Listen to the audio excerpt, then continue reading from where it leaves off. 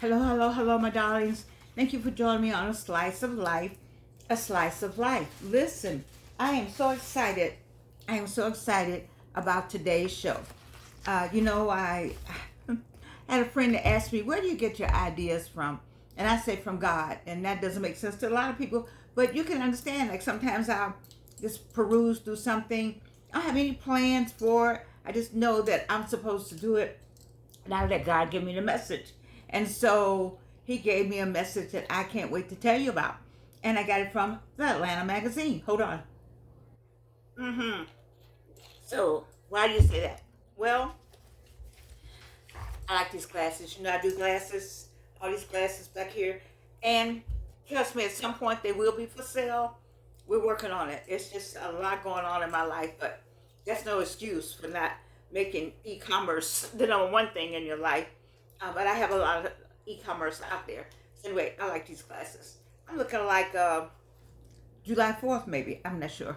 Anyway, let me just tell you. So I stopped getting the Atlanta magazine because my friend Betsy Riley was no longer the editor of Atlanta magazine. So I said, I don't know. It's okay. I'll just look at something else. Well, my friend Bill Keenan said, did you see the Atlanta magazine? The latest Atlanta magazine? I said, no.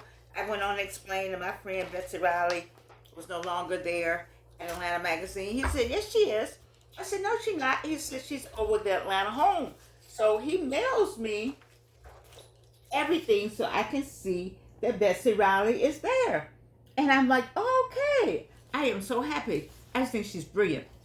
And so I said, maybe I'll sign up again. And then to make sure, here's the envelope he mailed it in to make sure. So that wasn't the thing. I mean, God has a way of just, I thought it was just about showing me about Betsy Riley. And then he said, and I said something about the magazine was changing this direction. I thought, he said, well, it didn't change too much. You need to see the magazine. So he sent me this.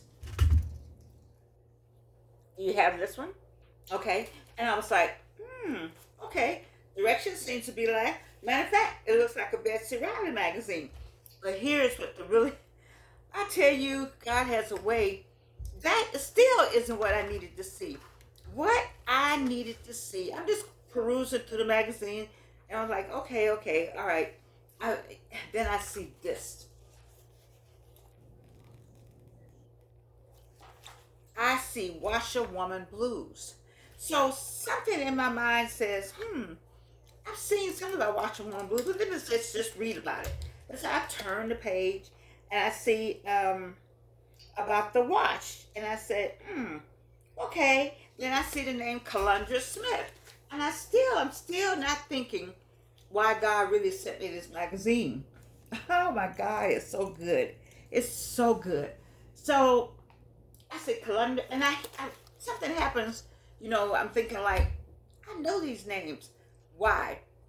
Dr. Janice Liddell, my friend from Clark Atlanta University, used to be the provost, who is Professor Emerita from Clark Atlanta University, has been sending out these emails gathering people to go on different theater tours. And I've been on the rock. I'm like, I'm going to do it. Because I've been lamenting about my play, Ain't Nobody Dancing. And then I did a one-woman show. I pulled the music from the play. I got sidetracked because when Eartha Kitt passed away, and she had written me this nice note about the play, she was going to be the lead in the play. Once she passed away, I said, well, God just doesn't want me to do that play. I went down that whole woe is me. Oh, Lord have mercy. God has a way of just letting you be stupid. And then he has another way of just saying, okay, let me wake her up again. Let me find Bill Keenan. Let me show him the magazine. Let me put everything in the magazine to wake her up. I'm woke in another sense because Dr. Liddell has a group, and they all are going to see The Wash, and they're going to see it in Hayville. And she's been asking people if you want to go to be able to come to pay by a certain day, blah, blah, blah, blah. And I'm thinking like, oh my God, this is the same. This is what Janice Liddell is talking about. And I said, well, but this is still not the story. All of that's not the story. So Janice Liddell has a group, um, Black Facts. She has and then she gathers people together that do plays. She and Byron Saunders. I love Byron Saunders. So all this time, my play was written in '91. I had started out with people, and then I decided I didn't want to do that anymore because I'm the one that called them together. So I decided I called them together. I'm gonna stop. I'm going to do the play differently. I'm going to do a musical because that's where my roots are. My roots are in music, so I'm canning all that, and I'm gonna write music. And so I did this musical called Ain't Nobody Dancing, and then I decided, God decided for me to do a one-woman show and extrapolate the music. And I sat on that forever until Sean Walker said, "What is wrong with you?" And Dr. Almavinia said, "What is wrong with you? You need to get this done." And Archbishop John Lewis said, "What's wrong with you?" And so many people was like, "What's wrong with you?" And I don't know, you just have a fear of not being accepted. The thing was standing room only, people still waiting to see it.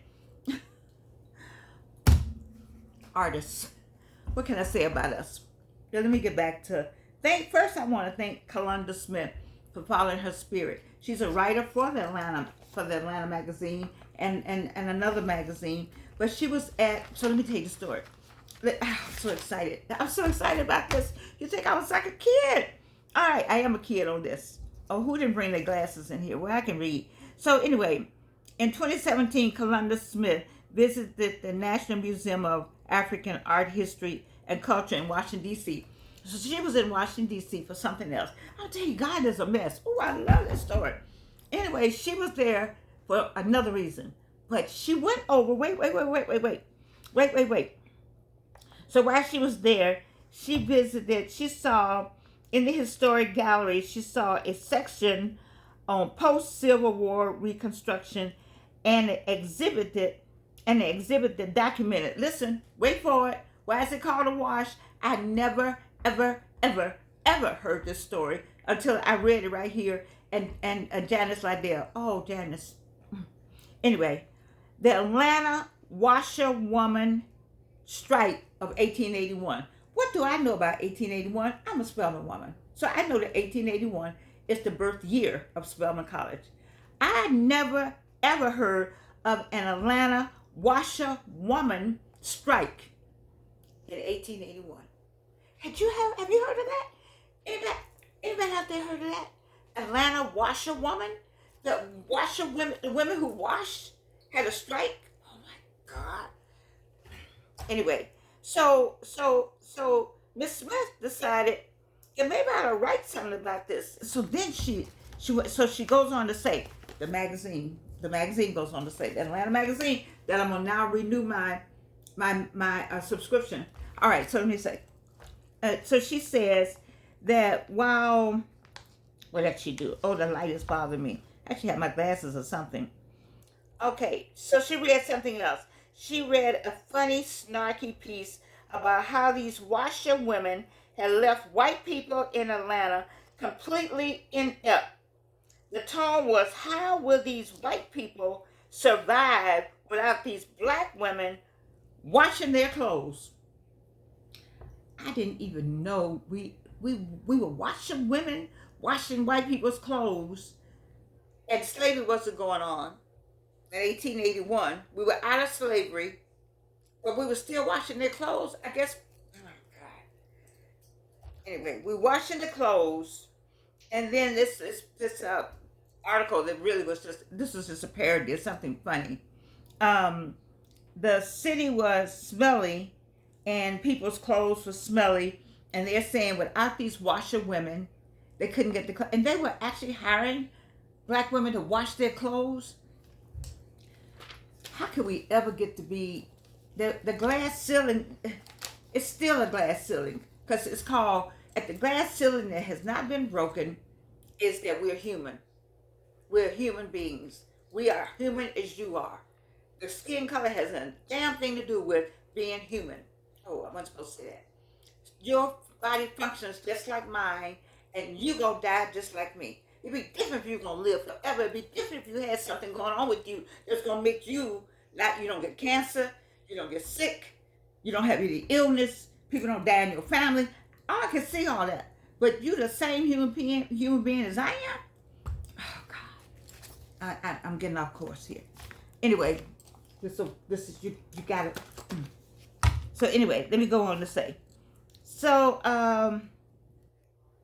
okay, all right. So I had it all marked, but I didn't bring my glasses in here. So she wrote. So this is what I like. So Miss Smith liked the whole article that she had read. She liked the exhibit she had seen, and she sat down and wrote her first 37 pages by hand. Oh my God! You know how much I love that. You know how much I love saying she wrote it by hand. You all have been watching this show. You know you've been with me. What did I tell you? There's such a thing as called a pen. And I don't have my notebook in here today, but my notebook. And I write everything. Write your thoughts out.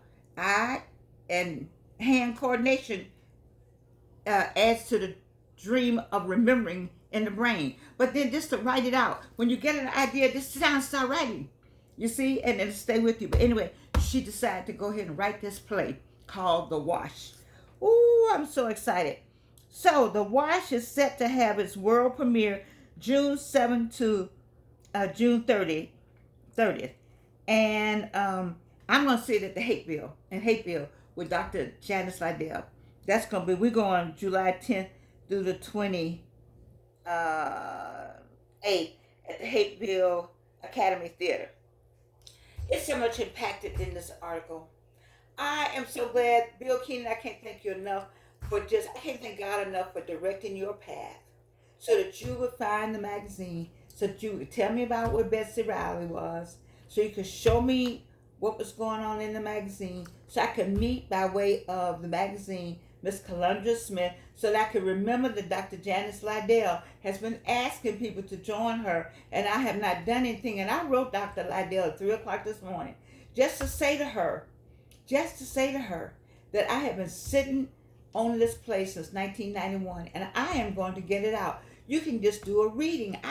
People have told me just do a reading, but I need the reading with a play. So the first thing I'm going to work on is get a reading of my play and a reading of the play with the music. So I will have to give it to Fosse and Jeremy Johnson so we can get the play. And guess what? The play is typed, and I have it on floppy disk. You all don't even know what a floppy disk is. And so I think I may have to retype the whole thing so I can get it in the computer. Maybe I can scan. I got something called scan. I can scan it in now, but it's typed.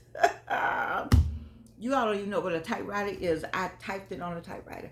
But anyway, I am so excited that Miss Smith, Kalundra Smith, decided she would do this, and it took her time, and then her first play got an award. I'm thinking like, Jordan, you've been sitting on this play for 91. It doesn't mean you're going to get an award, but you can get it out. You don't have to have, see, I thought I had to have big money, Southwest Atlanta. I had talked with somebody about it, and he told me how much it was going to cost to get him to put it on out at Southwest Atlanta. And I just didn't have the money. I don't have any problems telling you all what money I have and don't have. I didn't have it. But to get a reading is different. And I went to a reading one time when Bill Nunn was living. Bill Nunn and my brother went to Morehouse together. So I went out there to see Bill, the late Bill Nunn. I used to call my brother Doc. So if you're in the class with Bill Nunn, then you know my brother, they call him Doc, D-O-C. Smart brother. My brother, Vincent Young. Gary in the eye. All right. Hey, Sarah. That's his wife. All right. So let's go back to this. So wait a minute. I think it's synchronicity. I can never say that word. Synchronicity. Okay, theater. I don't know why that word is just blocking. But anyway, it's a theater. Oh, so let me take out the theater. So I said, I know that theater. I know somebody there, Khalees called. Anyway, here's the story. Here's a woman that I haven't spoken to in at least 20 years. I did a part in a play when Lori Parks was here with the National Black Arts Festival. I was selected to play a part under when Khalees was directing it. I think, of doing something at Emory. Ooh, Georgianne, that goes way back. Dr. Wanda Spivey, who wasn't Dr. Wanda Spivey then, I wasn't Dr. Georgianne Thomas then, and Shirley Simmons came to see me at Emory as I did this part of Laurie Park's A Play a Day. Yes, 365 days of a play. I think that's right, because my daughter was the managing a manager at the Atlanta um, National Black Arts Festival. She worked there about 10 years as a manager over the writing and something. And so anyway, my daughter was surprised I even came up with this because I saw it and I applied. My daughter didn't know anything about it. But anyway, I just been doing some stuff. I've been doing some stuff.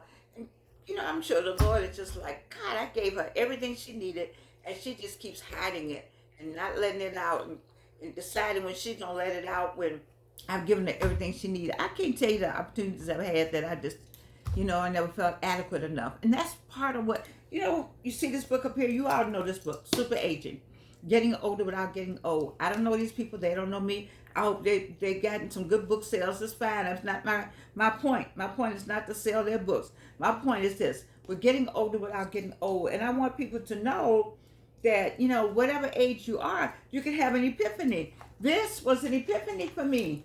This was an epiphany for me because I was thinking, Georgianne, she sat there. Here it is, later in life. She's not as old as I am, but just decided I'm going to do it, and I need to do that. I do not want to leave this world without finishing all that I think I hear that I'm supposed to do.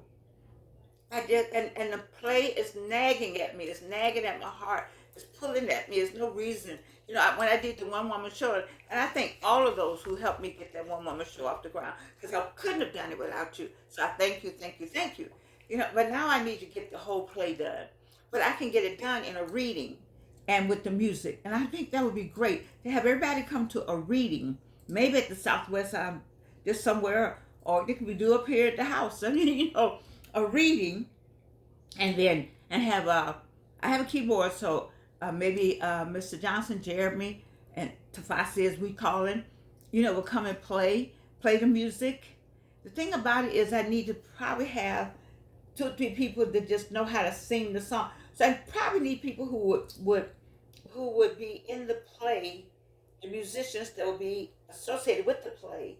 So if we get to the next level, I'll already have that. I don't know why I'm doing all this in front of you all, but it's just coming to me because I'm just so excited about. Um, it's just God is just amazing to me. I was about to go start crying. Not crying in a minute.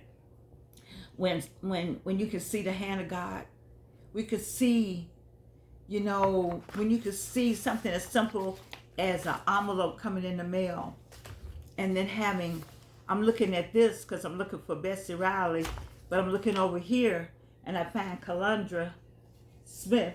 When I go to my email, that Janice Liddell is talking about this thing, the wash, where we talking about washerwomen going on strike in 1881. And let me just give you this part. I'm running out of time. I talk too much. I'm going to have to read this. One of the largest labor actions in the post-Civil War era, the Atlanta washerwomen strike of 1881 began with 20 black women. Do y'all understand what I'm saying here? Do y'all hear what I am saying? Oh my God. And it went to 3,000 women within 3 weeks. 3,000 women were washing white folks' clothes.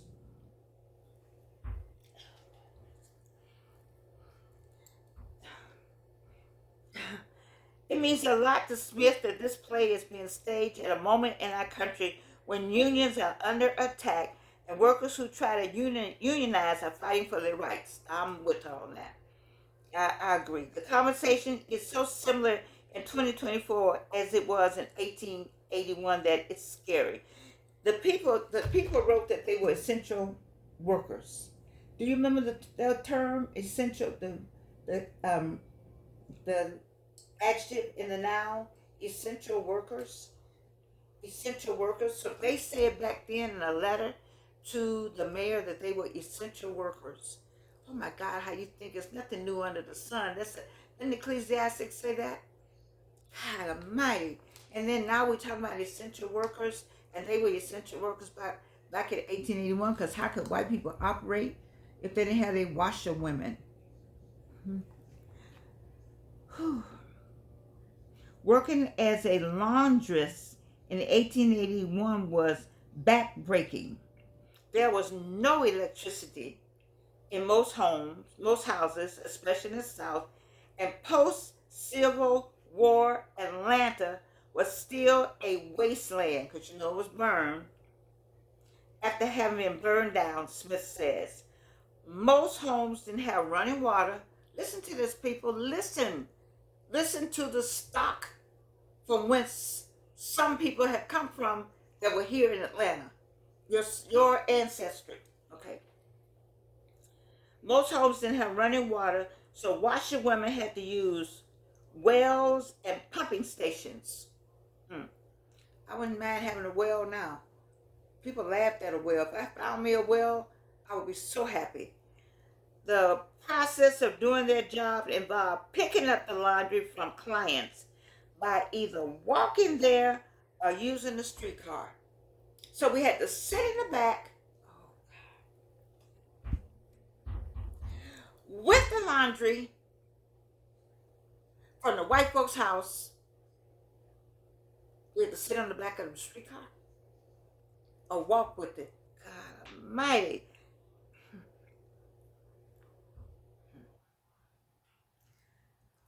Soaking the clothes in warm water. So first you soak the clothes in warm water. Using patties and washboards to get the dirt and stains off. I bet it was a lot of dirt and stains. You know, because there was no air. No, oh, how much dust and dirt was in the air back then? Good God Almighty. Okay, dirt and stains. They had to hang the clothes. Now, I remember growing up hanging clothes. My age group still hung clothes in Gary, Indiana. They're not in the winter, of course, but in the summer, you had to hang those clothes because they would smell fresher. Then you had to dry them. Then you had to iron them. Then you had to fold them and take them back. And the strike was, we ought to be able to determine how much money we make, rather than throwing us a few coins, I guess. So I'm gonna read this last paragraph. Smith now sees herself more as a storyteller, no matter the format she uses. That's how I feel about myself. People say that about me, and I'm so glad to read this. The story picks its medium, she says. I don't even know you, Calandra.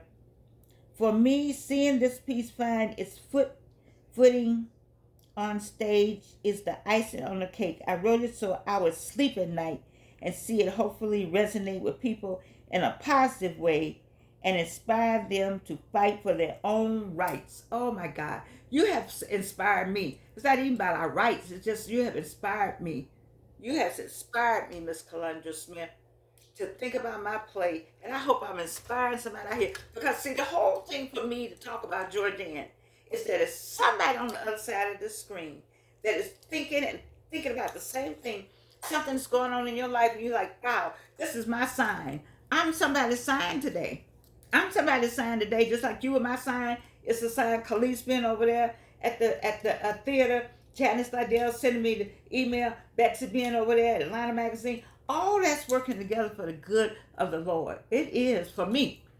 And all of this is a sign. So it's a sign to somebody out there. You sitting on something too. You sitting on something, and you know God has told you to do it, and you haven't done it. You know, I talk about that all the time. I talk about that all the time. You're sitting on something, and God is giving you everything you need. He's giving me everything I need. You know I got everything in here. It's Bishop James Davis. I think he did a sermon when he was the pastor at Big Bethel AME Church, where I'm still a member. I'm still on the roll. And my pastor's Reverend Dr. John Foster. But I remember Bishop Davis saying, everything you need is in the house. And I came home and started Jordan Skin Treats. Yes, I did. Okay, so the last line. Oh my God, I'm so excited. It says, I want audiences to imagine possibilities for themselves and to know that where you are is not where you are stuck. Ooh, ooh, ooh. Where you are is not where you're stuck. Let me say it again, Reno, for the people in the back. Where you are is not where you stuck. God, I needed that today because I think like that. People say, you just do too much. You're always doing it. Listen, people. God has given you some things to do. Do them, do them, do them. Stay away from people. Let people go. Let them go, let them go, let them go. You don't need them. You don't need them. You don't need them. You need the word of God in your ear. You need to get on your plan. You need to know what you're supposed to do and get on it. If you have to lose some friends in the meantime, why? Because they are not supporting you. They're not helping you. They're not there for you. They're talking about you, holding you back. All the people, there's two people I love. I'm talking, when I tell you love, I'm talking, I love them like sisters and brothers. And where's that knife? Baby. What did this woman say right here? Thank you, Bill Keenan. I can't thank you enough. I can't thank you enough. I can't thank you enough, Atlanta Magazine. Can you see it? The light's funny. I can't thank you enough, Betsy Riley. I can't thank you enough. Ladies. Oh, my God. My God.